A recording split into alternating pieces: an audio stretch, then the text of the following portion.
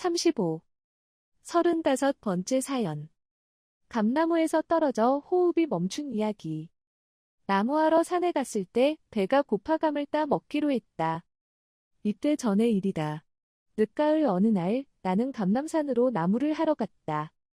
배가 출출한데 아무리 사방천지를 둘러보아도 먹을 것이라곤 하나도 없었다. 집에서 고구마라도 하나 먹고 나올 걸 생각했다. 오늘은 나무 한 짐을 하더라도 집까지 짊어지고 가다가 허리가 구부러질까 걱정이 될 정도로 서운하게 배가 고팠다. 빈 지게를 지고 집으로 돌아가서 뭘 먹고 다시 올 수도 없고 어떻게 할까 생각하다가 결국 이리저리 먹을 것을 찾아다녔다. 사방을 쳐다보니 멀리 있는 감나무에 감 하나가 눈에 띄었다. 그것도 보통 감이 아니고 월화감으로 우리 고향 감 중에서 가장 크고 맛있는 감이었다. 하나만 따 먹어도 배가 부를 정도였다. 그것은 감을 따가는 주인이 다음 해에도 또 열라고 한두 개씩 꼭 남겨놓는 시감이었다. 다른 감나무의 시감은 까치나 새들이 모두 쪼아 먹어 없는데 이 감나무에는 딱 한 개가 남아 꼭대기에 매달려 있었다. 먹을 것이 내 눈에 띄었으니 따 먹기로 했다. 나뭇가지를 받고 점프하면서 감을 따다가 나무에서 떨어지고 말았다. 나는 군침이 돌아 즉시 빈 나무 지게를 벗어놓고 감나무 꼭대기로 기어 올라갔다. 올라갈 때까지 올라갔으나 가지가 가늘어 더 이상 올라갈 수 없어 손을 쳐들고 감을 따려 하니 손끝에서 감이 한 면쯤 떨어져 닿을 듯 말 듯 애간장을 태웠다. 겨우 발끝을 세워 몸을 고무줄처럼 쭉 늘여 손을 올리며 발끝에 힘을 주어 약간 점프했더니 감이 내 손톱 끝에 닿았다. 그래서 내가 올라서 있는 나뭇가지를 살짝 밟으며 점프할 때 그 반동으로 나뭇가지가 스프링처럼 올라오면 그 순간 감을 따야겠다고 생각했다. 이같이 지혜롭게 머리를 써서 나뭇가지를 살짝 밟으며 점프를 했는데 밟았던 나뭇가지가 쭉 찢어져 그만 점프한 몸이 그 높은 데서 떨어지기 시작했다. 나는 소리를 지르며 살기 위해 이 나뭇가지, 저 나뭇가지를 번개처럼 잡았으나 붙잡는 가지마다 찢어지고 말았다. 결국 나는 단단한 가을밭에 떨어져 가슴을 땅에 쳐박고 쭉 뻗어버렸다. 순간 숨이 안 쉬어지고 심장 뛰던 것이 멈췄다. 그 충격으로 숨이 쉬어지질 않았다. 나는 계속 몸부림을 치며 눈을 부릅뜨고 마음속으로 하나님을 부르면서 살려달라고 했다. 감 하나 따 먹으려다가 실수하여 죽는다는 것은 너무나도 억울하고 가치없는 죽음이었다. 정신은 있으나 아직까지 숨은 쉬어지지 않고 있었다. 이렇게 죽은 것을 우리 어머니가 안다면 얼마나 원통해 하실까. 그렇게도 나무에 올라가지 말라고 혀가 닳도록 말해주었는데 결국 나무에서 떨어져 죽었구나 하고 말씀하실 텐데 무슨 면목으로 우리 어머니를 영혼으로나마 뵐 수 있을까? 라고 생각하며 하나님께 사려달라고 마음속으로 애원했다. 그러나 결국 나는 얼굴을 땅에 쳐박고 혓바닥을 쭉 빼물고 고개를 땅에 떨어뜨리고 말았다. 아, 인생이 이렇게 순간 허무하게 끝나는구나 했다. 생각이 몽롱해지고 내 혼과 영이 어디로 떠나가는 것 같았다. 아, 내 영혼이 이 세상을 떠나 어디론가 출발하는 순간이구나. 내 육신의 부모와 형제들에게는 말 한마디 못해도 떠나가 버리면 그만이지만 저 영계에 가서 하나님을 뵌다면 무슨 면목으로 대할까. 걱정이 되었다. 배고파감 하나 따 먹으려 하다가 떨어져 죽어서 왔다고 말한다면 하나님은 내 어머니를 통해서 내가 그런 게 교훈했는데 왜 그까짓 배고픔을 참지 못하고 나무에 올라가 떨어져 죽었냐? 라고 책망하실 것 같았다. 그래도 남의 것을 도둑질하다가 나무에서 떨어져 죽은 것이 아니니 다행이었다. 이 순간 나의 혼과 영은 육체를 벗어나 사경을 헤매고 있었다. 내 육은 가을의 단단한 밭고랑에 가슴을 그대로 부딪혀서 순간 심장이 멈췄던 것이다. 다시 숨이 쉬어지고 몸도 다친 데가 한 군데도 없었다. 그 후 얼마나 시간이 지났을까. 오랫동안 참았던 숨이 갑자기 땅이 파이도록 위력있게 내뿜어지면서 나는 소리를 질렀다. 그리고 혀 짧은 소리를 내며 아, 나는 살았다. 하나님 감사합니다. 했다. 100m 달리기를 한 사람처럼 헉헉거리며 숨을 몰아쉬었다. 몸을 이리저리 확인해 보았다. 다리가 부러졌는지 허리가 부러졌는지 아직 알 수 없었다. 온몸이 쑤시고 아팠다. 가만히 앉아보았다. 가슴에 갈비뼈가 부러지지 않았는지 만져보았다. 먹먹하기만 하지 쑤시지 않는 것을 보니 갈비뼈가 부러지지는 않은 것 같았다. 또 이리저리 걸어보아도 양다리가 괜찮았다. 두 팔을 하늘로 쭉 뻗었다 오그렸다 해봐도 아무렇지 않았다. 또 허리가 부러졌나 확인해보았지만 아무 이상이 없었다. 온몸을 모두 확인해보니 다친 데가 없었고 피 한 방울 나지 않았다. 살이 찢어진 데도 없었고 상처도 전혀 없었다. 잠시 죽었다가 살아났을 뿐 전혀 다친 곳이 없었으니 정말 기적이었다.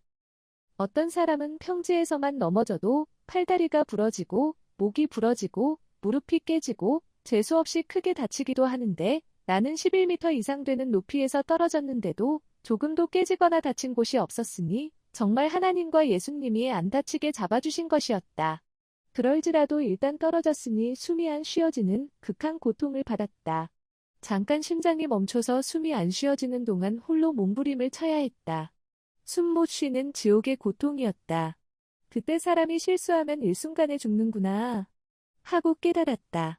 참으로 몰라서 미련한 짓을 한 것이다. 모르고 행하면 죽는구나. 이럴 줄 알았으면 누가 이렇게 하였으랴 하고 생각했다. 인간이 실수했어도 하나님은 긍휼히 여기시고 살려주셨다. 내가 이런 일을 당하게 되니 하나님은 아예 처음부터 나무에 올라가지 말라고 하지 않으셨을까?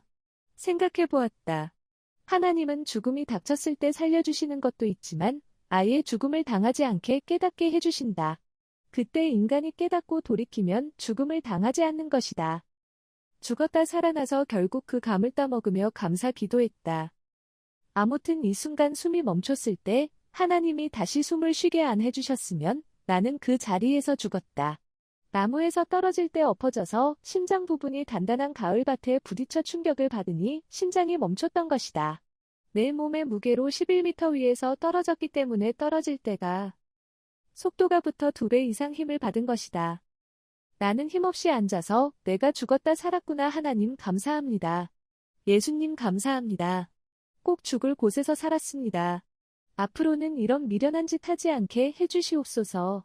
먹는 것에 신경 쓰다 생명을 억울하게 잃지 않게 해주시옵소서. 먹는 것이 귀하지 않고 생명이 귀하라는 것을 철저히 깨닫게 해주시옵소서. 하고 눈물을 한없이 흘리며 기도했다.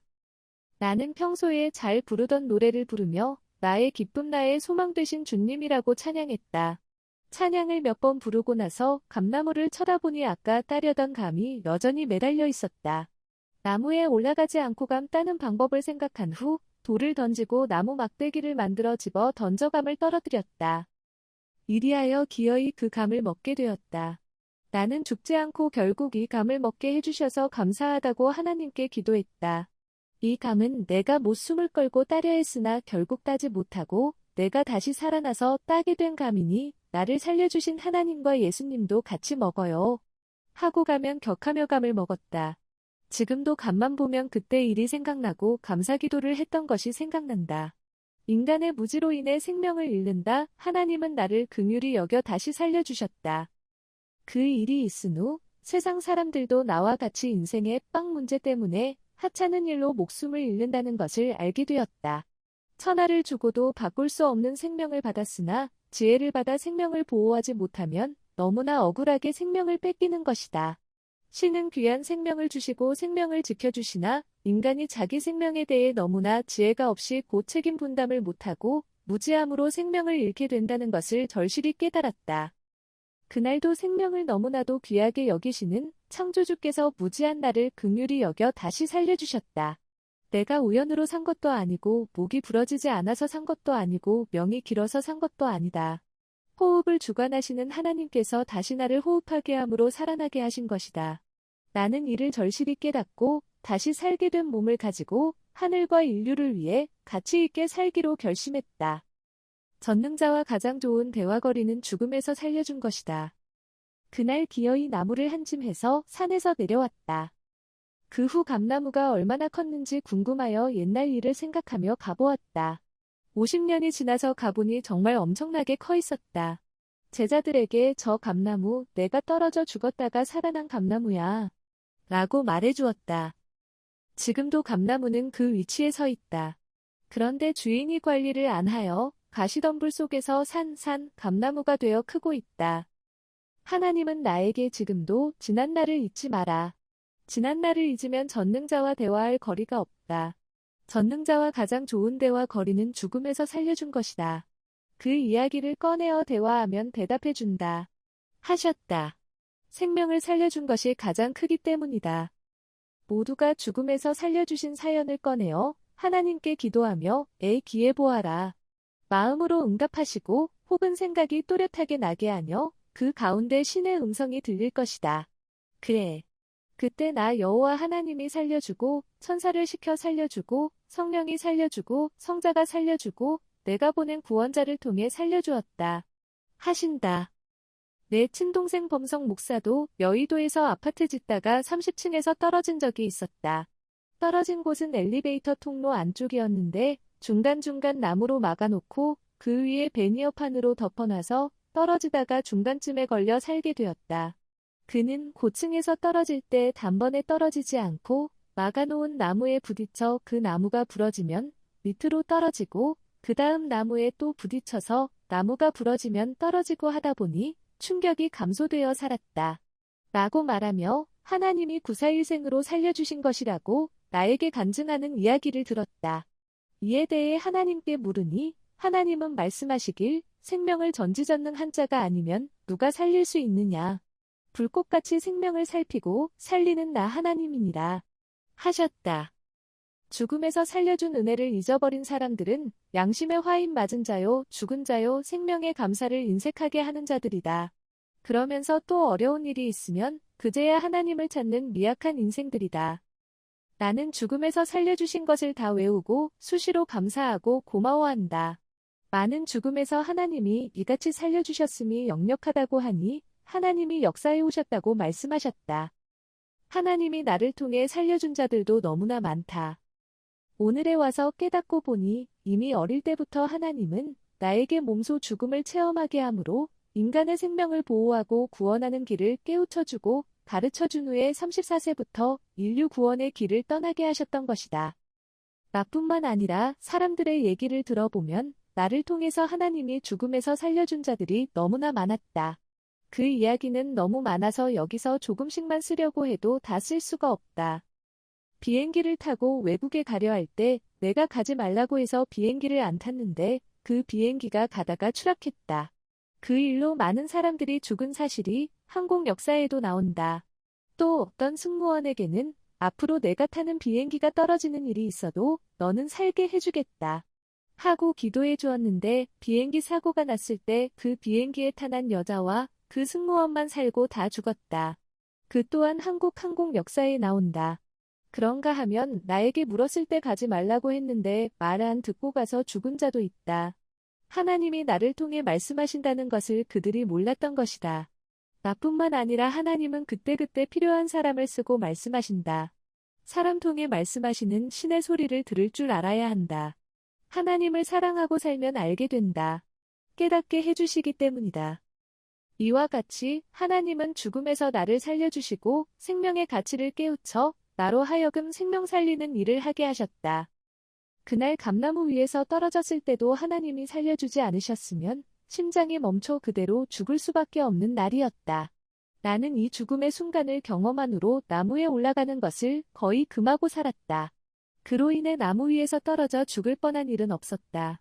하나님은 내게 죽음을 겪게 하여 다시는 그 길을 못 가게 교육하신 것이었다. 36.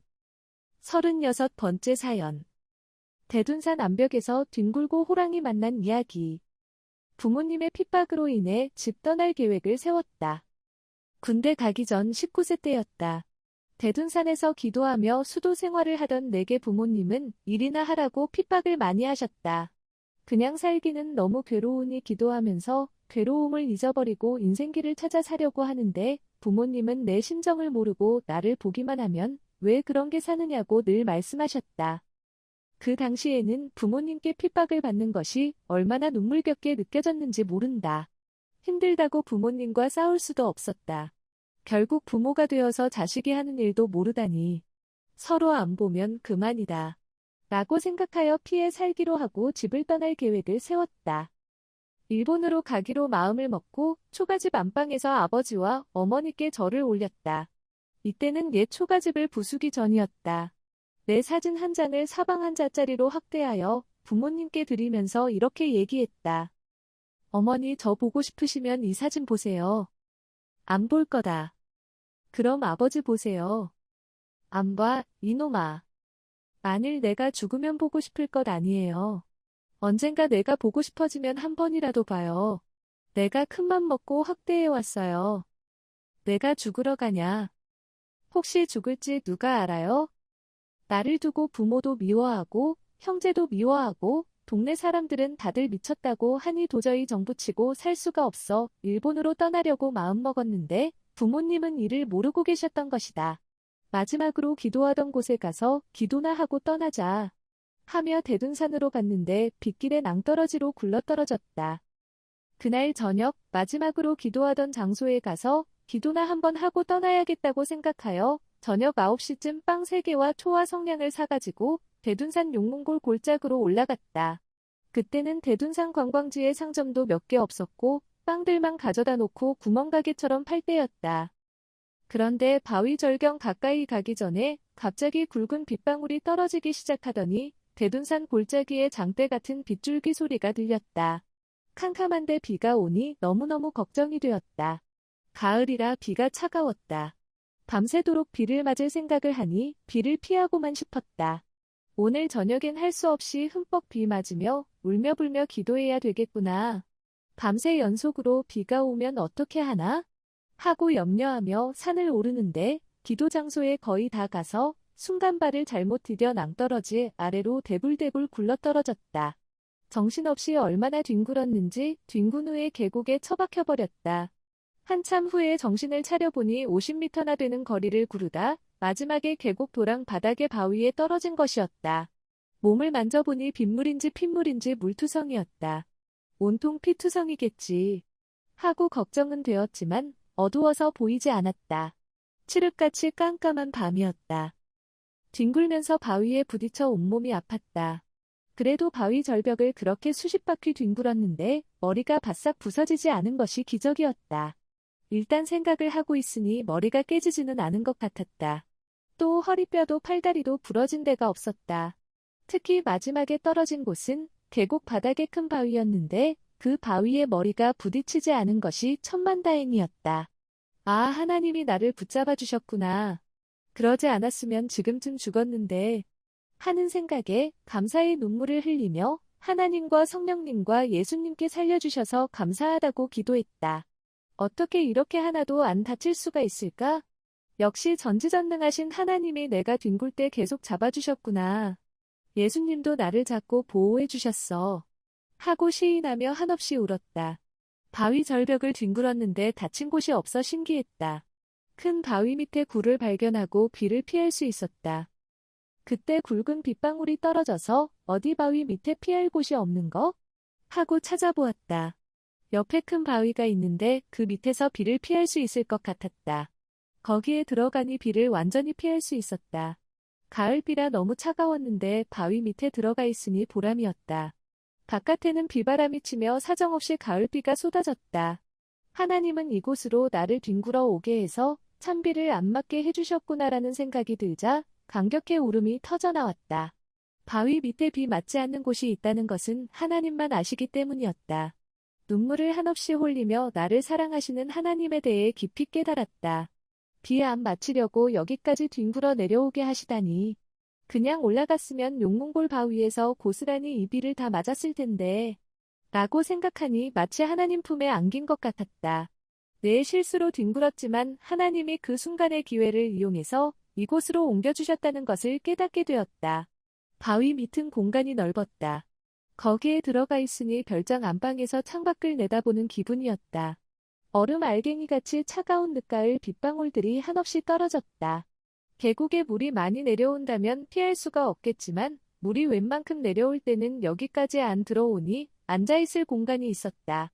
바위 밑에 황토와 모래가 있고 자갈도 있어서 발로 밀며 번번하게 만들었다. 촛불을 켜놓고 보니 너무 좋았다. 늦가을이라 바닥도 바싹 말라 있었다. 그제야 몸 상태를 자세히 볼 수 있었다. 그런데 빨간 핏물은 전혀 보이지 않았고 손발도 상한 곳이 없었다. 몸만 부딪힌 것 같았다. 얼얼하긴 한데 모두 확인해보니 다친 곳은 하나도 없었다. 참으로 신기한 일이었다. 마치 꿈꾸고 일어난 것 같았다. 내가 떨어진 곳은 지금은 50년이나 지난 나무가 많이 자랐지만 그때는 나무도 없어서 떨어지면 붙잡을 것이 없었다. 전부 바위들이어서 걸릴 것이 없으니 그대로 한 번에 뒹굴어 내려간 것이다. 50m 바위 절벽에서 떨어지면 죽거나 혹은 살아도 중상을 입을 수밖에 없는데 하나님께서 하신 일이라 살갗 하나 안 까지고 다친 데가 없었다. 굴러떨어지면서 손에 쥐고 있었던 빵도 안 놓쳤다고 신기해했다. 그 행한 것을 보면 전지전능하신 하나님을 알 수 있다. 하나님이 나를 안고 뒹군 것 같았다. 천사를 보내서 상하지 않게 해주신 것이다. 오늘 밤 나는 여기서 뒹굴어 죽는 날이었는데 하나님이 살려주셔서 살았구나 하고 확실히 시인했다. 그리고 그동안에도 대둔산에 기도하러 다닐 때 바위 절벽에서 떨어질 수밖에 없었는데 이와 같이 붙잡아 주셔서 살았다는 것을 절실히 깨달았다. 하나님은 나를 지극히 사랑하사 이날 밤 뒹굴어도 안 다치게 해 주시고 비도 안 맞게 해주시면서 나의 생명을 살려주신 것이었다. 큰 바위 밑에 굴 안에 있으니 비 한 방울 맞지 않아서 좋기도 하고 고맙기도 했다. 거기에 비를 피할 곳이 있는지는 대둔산을 오래 다녔어도 전혀 몰랐다. 처음에 굴러떨어질 때는 세상에 내가 환난을 피해 일본으로 가려고 야속한 마음을 먹으니까 하나님께서 바로 뒹굴려 버리셨구나. 내가 죄를 지었구나 하고 생각했는데 이 굴을 발견하고는 하나님께서 내가 비 온다고 걱정하는 소리를 들으시고 비를 피하게 하려고 뒹굴려 버리셨던 거구나 하고 생각하게 되었다. 기도를 하고 있는데 호랑이가 나의 등을 덮쳤다. 나는 촛불을 켜놓고 새벽 1시쯤부터 기도를 시작했다. 기도할 때 이날 겪은 일이 여러 가지로 깨달아져서 하나님께 감사하며 나의 속 이야기도 하게 되었다. 하나님, 사실상 속 이야기를 한다면 사랑하는 부모가 너무 핍박해서 괴로우니 여기서는 더 이상 못 살겠다고 생각했습니다. 그래서 밀항선을 타고 일본으로 가려 한 것입니다. 마지막으로 하나님께 보고하려고 기도하러 가다가 이런 일을 당한 것입니다. 살려주셔서 고맙고 감사합니다. 하며 눈물, 콧물 다 쏟으면서 깊은 기도를 했다. 이런 기도를 하고 있는데 무언가가 갑자기 나의 등을 덮쳤다.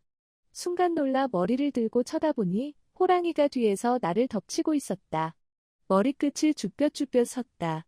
나도 모르게 순간 정신이 나가 양손으로 땅을 파기 시작했다. 가을이라서 굴 안의 바닥이 바짝 마른 황토와 모래가 섞여 있는 상태였다. 보송보송하면서 단단했지만 너무 무서워 정신없이 땅을 파고 거기에 얼굴을 묻었다. 그리고 양손을 드러내 등을 슬쩍 만져보니 손에 털이 잡혔다. 호랑이가 아직 안 가고 나를 덮치고 있었다. 이때 속으로 하나님 물결표 하고 부르며 호랑이가 나를 잡아먹으려 하니 제발 살려주세요 하고 소리를 막 질렀다. 금방이라도 호랑이가 내 목덜미를 물고 마구 흔들 것만 같았다. 내 혼은 내 육체를 떠나버렸는지 정신이 없었다. 혼수 상태에 빠진 듯 비몽사몽 중에 있었다. 잠시 후 혹시 호랑이가 갔나? 하고 생각하는데 내 앞에 호랑이 새끼 2마리가 보였다. 어미가 오니 새끼까지 따라와서 으앙하고 있었던 것이다. 나는 으악 하고 속으로 소리를 지르고 말았다. 이때 내가 배고프면 먹으려고 사왔던 단팥빵을 2개 꺼내어 얼른 비닐을 뜯어서 새끼 2마리에게 나누어 주었다. 그랬더니 2마리가 빵을 막 뜯어 먹었다. 어미 호랑이는 자기 새끼에게 먹을 것을 주니 좋아했다. 새끼 2마리가 빵을 물고 뜯어 먹으면서 앞으로 가니까 어미도 어슬렁어슬렁 쳐다보면서 갔다. 바위 밑에 뚫린 구멍이 위에 계곡으로 연결되어 있었는데 그곳으로 들어가 사라져버렸다. 실제인가? 환상을 본 것인가? 혼동되었다. 정말 꿈 같은 얘기이다. 환상인지 실제인지 그 순간 구분이 안 됐다. 나는 혼이 나간 상태에서 2 무릎을 쭉 펴고 쓰러졌다. 호랑이가 안 잡아먹었으니 다행이라고 생각하며 하나님께 감사하다고 했다. 여전히 비는 장대같이 퍼붓고 있었다. 호랑이를 보고 어찌나 무서웠던지 어떻게든 살겠다고 손으로 땅을 팠는데 내 손을 보니까 손톱이 다 뭉개져 피가 줄줄 흐르고 있었다. 너무 따갑고 아팠다. 약도 없으니 일단 물로 씻기만 했다. 그런데 내가 땅을 깊이 파고 얼굴을 묻은 줄 알았으나 그것이 아니었다. 땅도 조금밖에 못 팠다. 방금 전까지 있었던 일이 아득해지면서 정말 하나님이 대둔산에 호랑이를 보내셔서 이렇게 하셨는지 환상으로 호랑이를 보이셨는지 혼동이 되기도 했다. 1960년대 그때는 산에 호랑이가 많이 돌아다니던 시대였는데 내가 손을 뻗었을 때 분명 호랑이가 만져지고 털도 잡혔다. 그래서 환상이 아니고 실체라고 생각했다. 그런데 다른 한편으로는 기도 중에 영계로 들어가면 영적 실체가 손에 잡히고 또 하나님은 전지전능하셔서 환상으로 보여도 실체같이 느껴지게 하실 수 있으니 나는 혼동이 됐던 것이다. 이에 대해 하나님은 비밀이라고 가르쳐주지 않으셨다. 기도할 때 하나님은 말씀하셨다. 내 뜻을 이루려면 어려움을 겪으며 가야 된다. 어려움이 있어도 내가 도우니 안 죽는다. 아무튼 이날 밤에 호랑이가 나타난 것은 틀림없었다. 그래서 나는 너무 무서워 땅을 답한 것이다. 하지만 무서워 떨면서도 왜곡하는 것을 포기하지 않고 그 기도를 이어갔다. 집안의 반대와 핍박이 너무 컸기 때문이었다. 가족들과 싸울 수도 없고 또 핍박이 하루 이틀도 아니고 몇 년 동안 계속되니 못 살겠다고 생각했던 것이다. 이날 기도하는데 하나님은 야고보서 5장 5절 말씀과 같이 내가 도살의 날에 살찌게 하는 짐승 돼지와 같다. 라고 깨우쳐 주셨다. 죽는 나를 위해 다른 데로 가서 편하게 살려고 하느냐. 육신을 위해 살지 마라. 내 맘대로 가면 죽을 수밖에 없을 것이다. 방금 전 내가 뒹굴었을 때도 내가 살려주지 않았느냐. 영을 살리기 위해 육도 살려준 것이다. 내가 너를 지킨다. 내가 내 뜻을 이루려면 어려움을 겪으며 가야 되는데 핍박을 못 이기고 다른 곳으로 가면 그곳에는 더 큰 어려움이 있는 것이다. 하는 말씀이었다.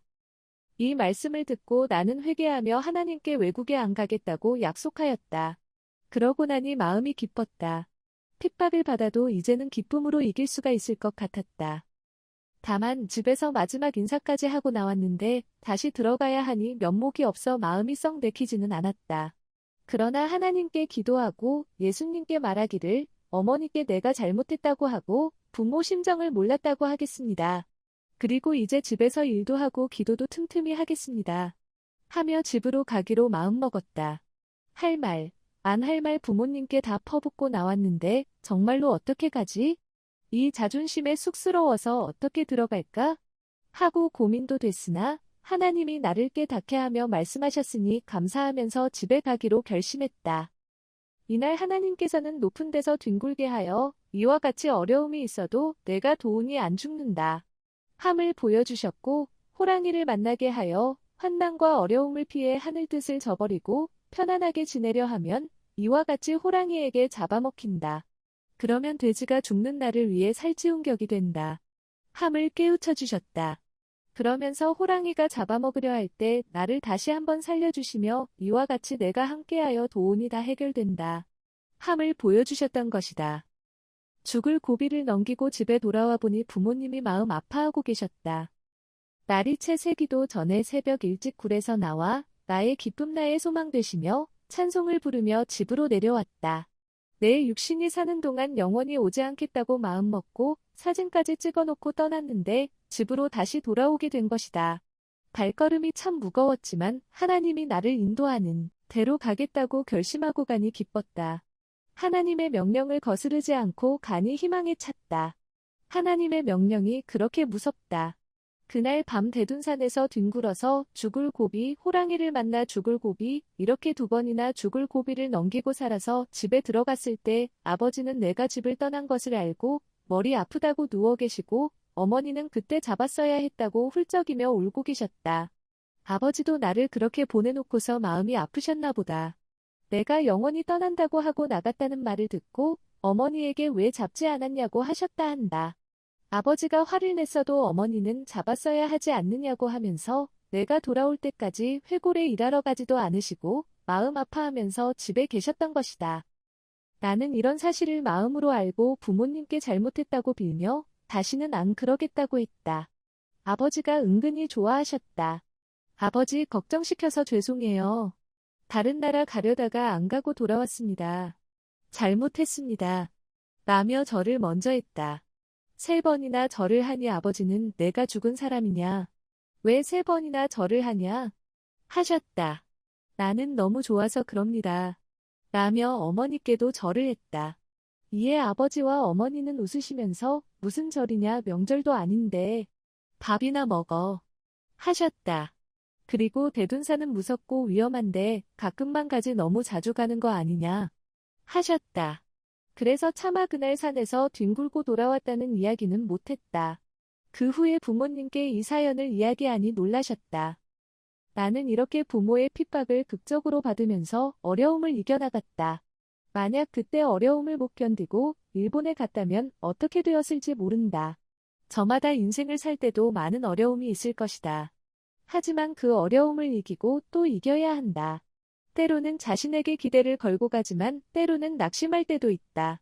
사탄이 이같이 하는 것이다. 나도 어느 때는 하늘 앞에 바늘귀만큼의 희망도 없었다. 그래도 포기치 않고 열심히 인생을 살았다. 수백 번 수천 번의 어려움을 겪으면서 살았다. 그것을 모두 넘고 넘어서 왔기 때문에 지금 여기까지 도달할 수 있었던 것이다. 그 후로 나는 호랑이 만난 그 바위 밑에 몇 번 가서 기도도 하고 제자들에게도 이 사연을 이야기해 주어 많이를 갔다 왔다. 지금도 발을 헛디딘 그 자리에 가서 쳐다보면 가물가물하다. 왜 발을 헛디뎠나 보니 오랜 세월 비바람에 파여서 거기가 푹 들어갔기 때문이었다. 지금은 나라에서 바닥을 철로 메워놓아서 안전하다. 한 제자가 직접 뒹굴어보고 하나님의 도우심을 깨닫게 되었다. 한 번은 내가 기도했던 장소에 제자들이 가보고 싶다고 해서 대둔산 용문골로 50명과 같이 간 적이 있다. 산에서 내려오는 길에 내 뒤를 따라오는 제자들에게 이 사연을 말하며 바로 이곳에서 내가 뒹굴었다. 50m가 넘지? 했다. 제자들은 걸음을 멈추고는 와, 놀라지 않을 수 없네요. 충격입니다. 선생님이 말씀하시니 믿지 다른 사람이 말했으면 믿을 수 없을 것 같습니다. 여기서 떨어졌는데 어떻게 사람이 하나도 다치지 않을 수가 있습니까? 했다. 그런데 그중 한 여자 제자가 말하길 아무리 생각해도 하나님이 그렇게까지 안 다치게 하실 수 있냐며 자기는 직접 겪을 때까지는 못 믿겠다고 했다. 그 정도로 위험한 곳이었기 때문이다. 그 제자에게 그러면 너도 조금이라도 뒹굴어보면 깨닫게 되겠다. 하니 선생님 그런 이야기 하지 마세요. 무서워요. 했다. 해가 질 무렵 그런 대화를 하며 산을 내려오는데 내 뒤에서 으악 하는 소리가 들렸다. 쳐다보니 방금 못 믿겠다고 한 제자가 몸을 오므리고 뒹굴고 있었다. 나무가 없으니 빨리 뒹굴어 내려갔다. 나는 이때 비호같이 빨리 쫓아가서 10m 아래까지 뒹군 자를 딱 잡았다. 첫 번째 잡았을 때는 충격에 의해 나도 그에게 딸려갔는데 두 번째로 붙잡았을 때 간신히 멈출 수 있었다. 거기서 더 뒹굴었으면 험한 바위가 있는 곳으로 뒹굴었을 텐데 그 직전에 잡은 것이다.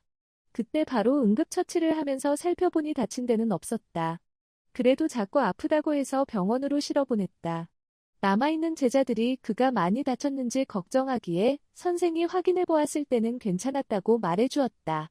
그리고 그 제자가 선생이 50m 뒹굴었는데 안 다쳤다는 것을 못 믿겠다고 하며 자신도 겪어봐야 믿겠다고 해서 하나님이 뒹굴게 하신 것이라고 말해주니까 모두들 웃었다. 1시간 후 그 제자에게서 연락이 왔는데 새끼손가락에 작은 돌로 긁힌 상처만 있고 다른 데는 아무 이상이 없다고 했다. 그러면서 그 제야 내가 말한 것을 믿겠다고 했다. 본인이 경험하고 믿게 된 것이다. 우리는 그를 두고 성경에 나오는 예수님의 제자 중 의심 많은 도마와 같은 신앙인이라고 얘기했다. 예수님이 나를 보지 못하고 믿는 자가 복이 있다. 하신 말씀이 생각났다. 이곳저곳에서 뒹굴고 떨어졌어도 산자들은 하나님이 살려주신 것이다. 육을 살려준 것은 영을 살려 영원히 같이 살기 위함이다. 이같이 하나님은 자신의 전지전능하심을 항상 보여주신다. 겪고 믿는 자가 있고 겪지 않고 믿는 자가 있다. 겪지 않고 믿는 자가 더 큰 자이다. 하지만 이와 같은 일들을 모두 많이 겪고 산다. 이곳저곳에서 뒹굴고 떨어졌어도 산 자들은 나와 같이 하나님이 살려주시고 보호해주신 것이다. 전능하신 하나님의 그 기묘한 능력과 권세를 깨닫고 감사하며 영광 돌려야 되겠다. 그래야 현실의 어려움 속에서도 그와 같이 도와주심을 깨닫고 걱정과 근심을 덜하고 살아가게 된다.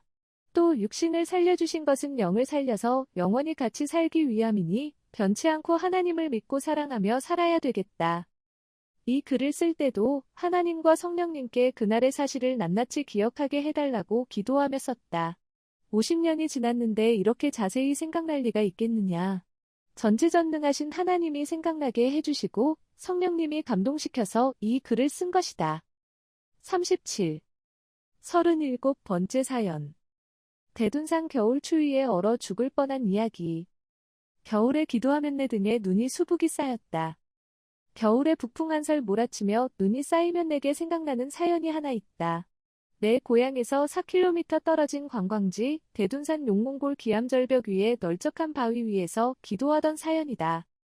거기서 겨울에 기도하면 내 등에는 눈이 수북이 쌓여 눈 무덤이 되곤 했다. 절벽이라 눈을 안 맞는 바위가 없었다. 한여름에도 대둔산 용몽골은 찬바람이 스며들어 땀방울이 맺히지 않는 냉한 계곡이었다.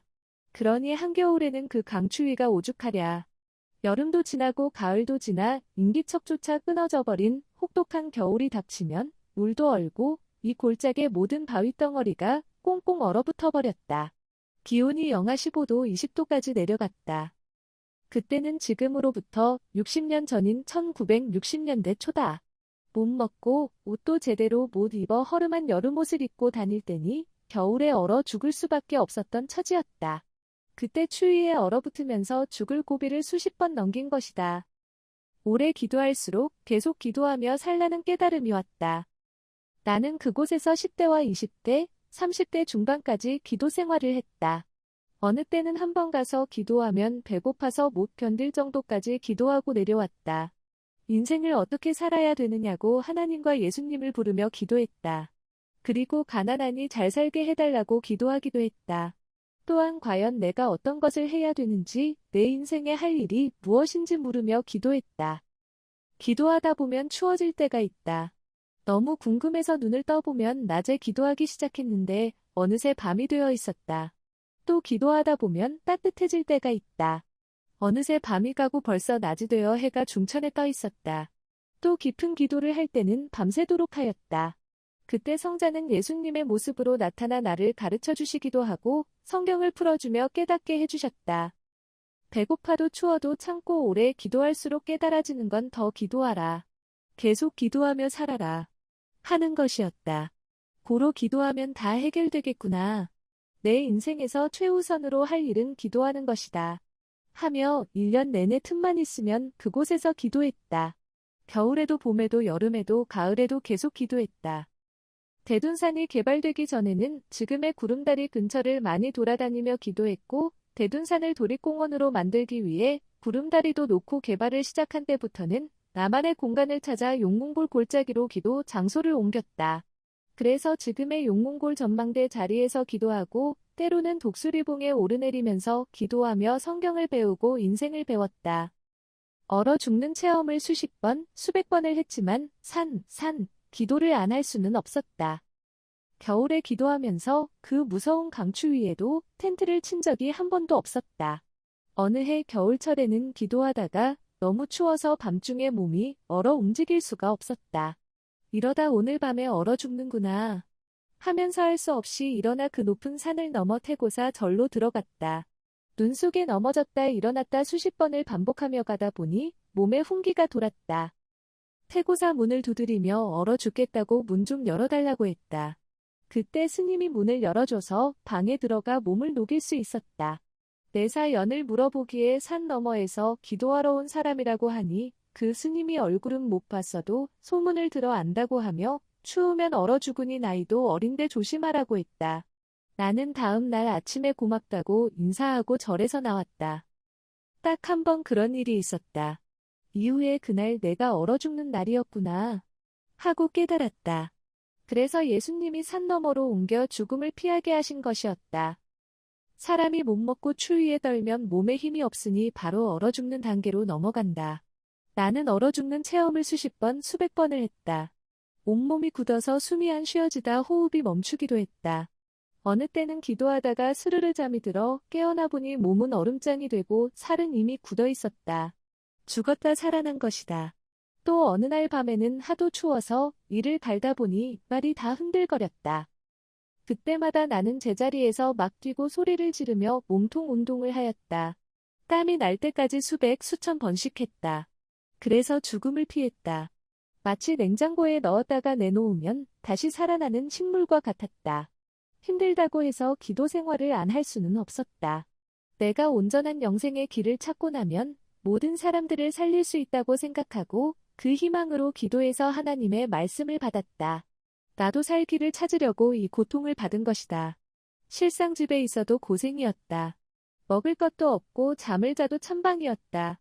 그래도 여기 대둔산에서 더 기도하여 깨닫고 간다면 다른 길로 갈 수 있다는 희망이 있었다.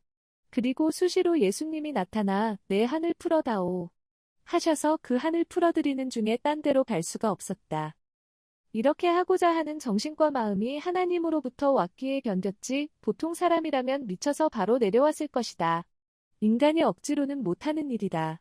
나는 하나님의 뜻이 있다고 생각하고 견딘 것이다. 도대체 이 기간이 언제까지냐? 궁금했지만 곧 끝날 것만 같아서 하루하루 견디며 지낼 수 있었다. 그때 만일 내 기도 기간은 20년이다. 하셨으면 안 해버렸을 것이다. 겨울철에는 얼어서 죽을 뻔했던 적이 가장 많았고 또 배고파서 쓰러졌다가 살아난 적도 많았다. 힘없이 쓰러져서 의식을 잃고 나면 며칠 만에 겨우 깨어나 쌓인 눈을 집어먹고 다시 살아났다. 그런데도 왜 산에서 안 내려오고 그냥 있었냐 하면 전능자 하나님의 신이 나를 꼭 잡고 놔주지 않으셨기 때문이다. 내 정신이 아니고 하나님과 예수님의 정신이었다. 하나님이 역사하지 않으셨으면 어떻게 내가 대둔산에서 그리 오래 기도할 수 있었겠냐. 하나님은 나를 이렇게 만들어서 하나님의 몸으로 쓰시려 한 것이었다. 결국 나를 사명자로 쓰고 하나님의 역사를 펴서 온 세계의 많은 생명들을 구원하여 하나님께 돌아오게 하고 하나님의 천재 창조 목적을 이루고야 마셨다. 장과 싸우고 배고픔과 싸워야 했다. 대둔산 기도 생활 중 또 한 가지의 어려움은 장과의 싸움이었다. 거기서 나도 모르게 잠들면 떨어져 죽기 때문이다. 마귀가 나를 잠들게 하는 것은 기도를 못하게 하려는 의도도 있겠지만 단순히 그 작전이 아니라 나를 잠들게 해서 무의식 가운데 절벽에서 떨어뜨려 굴릴 것임을 나는 100% 알고 마치 눈을 뜨고 기도하듯 정신의 눈을 뜨고 기도했다. 뼈를 얻게 하는 추위, 배고픈 것과 비교가 안 되는 장과의 싸움이었다. 그렇지만 다행히도 하나님은 내가 잠들지 않게 지켜주셨다. 첫째는 먹지 않으니 배가 고파 잠이 안 왔다. 둘째는 몸이 얼고 찬바람이 살을 파고드니 잠이 안 왔다. 셋째는 돌 위에 무릎을 꿇고 기도하니 아파서 잠이 안 왔다. 이런 고통이 죽음을 몰아내는데 수호신이 되었다. 고생돼도 내게 생명길이 되었다. 또 여름철에는 골짜기에 모기와 싸워야 했다. 숲속에서 구름대같이 모여 사는 모기떼들과의 싸움이었다. 기도하고 있으면 모기에게 안 물어뜯길 수가 없었다.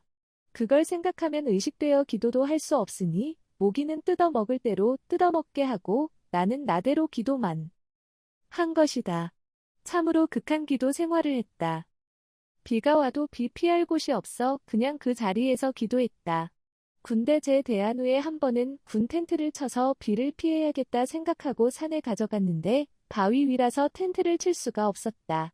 그 후로는 텐트를 아예 가져가지 않았고 비가 오면 비닐로 덮고 기도했다. 하나님은 인생을 구원하게 하시려고 구원하는 데 해당되는 것을 다 내가 받고 겪으면서 행하게 하셨다. 나는 나대로 할 것을 하고 하나님은 예수님과 같이 지킬 것을 지켜주시고 보호할 것을 그때마다 보호해 주셨다.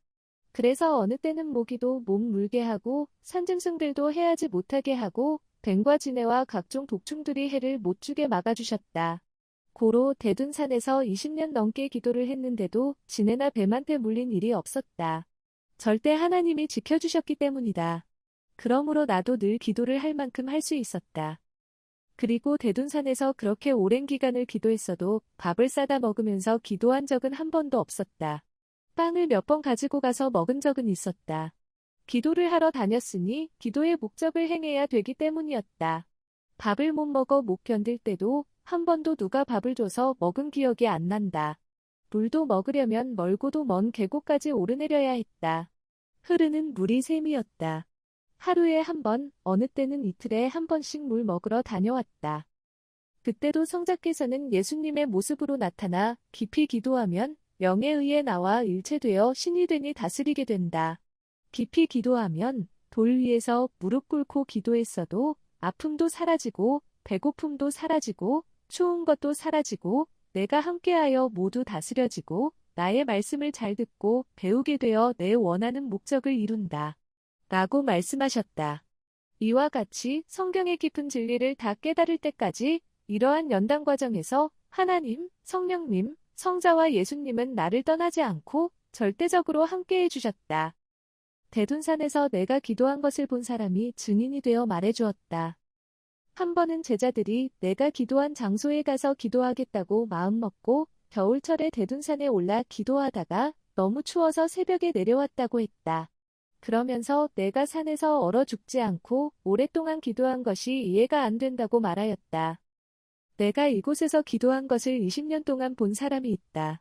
현재 2022년도까지 대둔산 케이블카 회사를 운영하고 있는 여성 회장이다. 그의 아들이 그 회사 사장이다.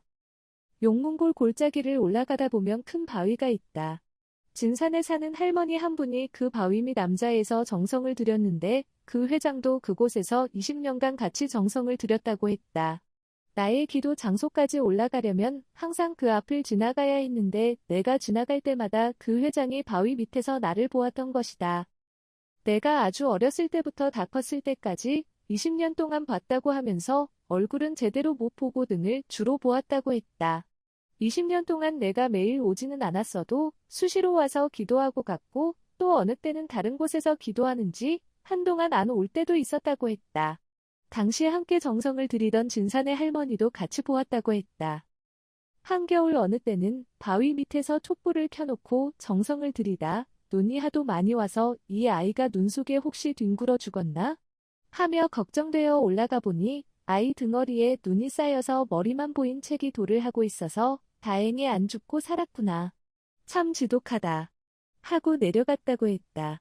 그때뿐만 아니라 수십 번을 올라가 보았는데 어린아이가 혹시 죽으면 신고를 하려고 그랬다고 했다. 그분은 그때부터 케이블카 사업을 계획하고 있었는데 이후 회사의 회장이 됐다.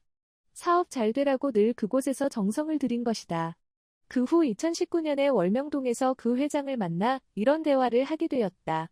지난날 내가 기도한 것을 얘기하니 본인도 그 바위 밑에서 정성 들인 것을 얘기하며 어떻게 그렇게 어릴 때부터 오랫동안 기도를 했냐고 물었다. 나는 대답하기를 하나님이 나에게 성경을 가르쳐 주시고 온 인류에게 전하라고 하시며 구원의 사명을 주셨다. 이러한 하나님의 뜻이 있어 행했지. 그것은 인력으로 할 수 없는 일이다. 거기에 있으면서 나는 천막 한 번 안 치고 지냈고 밥 한 번 갖다 먹은 일도 없었고 보았다시피 허름한 여름옷으로 한겨울도 지냈다. 라고 말했다. 이에 그 회장은 자기도 내가 천막 친 것은 보지 못했다며 바위 밑에 임시로 만든 방에 있으면서 밖을 내다보면 내가 늘 성경책 한 권만 들고 다니는 것이 보였다고 했다. 그 회장은 지금도 사람들을 만나면 내 이야기를 하고 다닌다 했다. 대둔산 용문골 좁은 문으로 들어가서 기도하는 사람이 세계적으로 큰 사람이 된다는 전설이 있는데 그 전설을 그 사람이 이뤘다. 하며 그 사람이 나라고 전해준다고 했다. 대둔산은 자연경관도 아름답지만 특히 전설이 있기에 사람들이 더 큰 관심을 가진다. 대둔산 용문골에는 칠성봉을 중심해서 용 7마리가 하늘로 승천했다는 전설이 있다. 또 좁은 문 2군데를 거쳐 그 안에 들어가서 기도하는 자가 정신을 지도하는 세계적인 지도자가 된다는 전설도 있다. 그가 바로 하늘이 보낸 자이다. 그 전설을 이루려 하나님은 그곳에서 나를 20년 동안 기도하게 하신 것이다.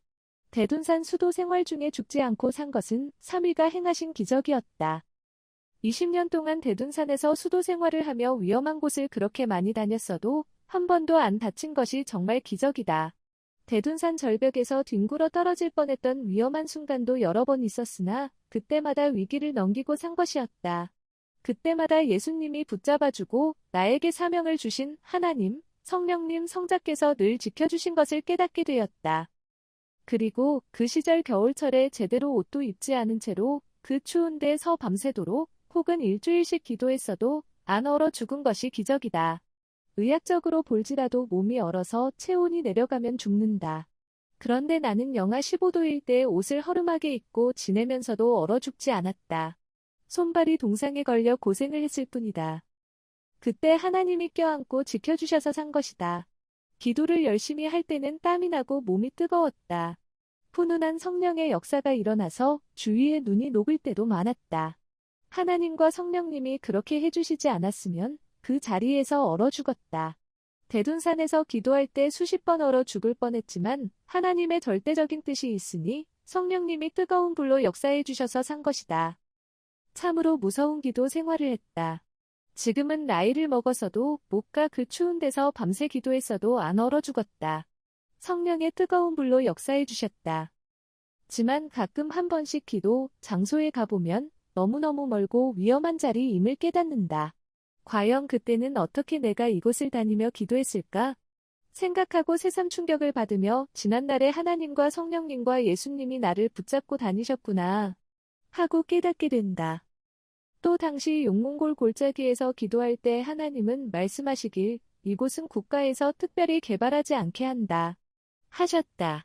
50년 전에 내가 어릴 때부터 그리 말씀하시더니 지금도 가보면 길만 내고 개발하지 않았다. 하나님이 행하시면 그같이 행하신다. 자연 그대로 있어서 웅장함과 신비함이 그대로 살아있다. 구름다리보다도 더 신비하고 아름다운 풍치이며 비경이다. 이 글을 여러 번 읽고 깨달아야 하나님과 더욱 일체된 삶을 산다. 지난날 내가 살아오면서 겪고 행한 것을 보면 전지전능하신 하나님의 사랑에 힘을 확신하게 된다. 하나님은 내가 겪은 것을 모두 기록해 놓자. 청중 속에서 간증한 것은 시대가 가면 사라진다. 글로 써놓았다가 후대 사람들도 1000년 동안 보게 하자 하셨기에 환난과 극한 어려움 속에서도 이 글을 쓰고 있다. 이제 내가 직접 청중들에게 말을 못 해주니 글로 남겨서 읽는 자들을 깨우쳐주게 하려는 하나님의 뜻이 있어 쓰는 것이다. 이때 성령님도 하나하나 감동시켜 자세히 쓰자고 하셔서 지금 구체적으로 교정하며 쓰고 있다. 여러 번을 읽어봐야 내가 한 일을 깨닫게 되고 그 정신과 심정과 은혜가 불붙어 하나님과 더욱 일체된 삶을 살 것이다. 또한 각자 지난날 죽음에서 영도 육도 살려주신 것을 생각하고 그 사연을 꺼내 대화하면 하나님도 성령님도 대화해 주실 것이다. 그것이 그리도 크기 때문이다. 모두 죽음에서 자기 생명을 살려주신 것을 잊지 말고 늘 감사하여라.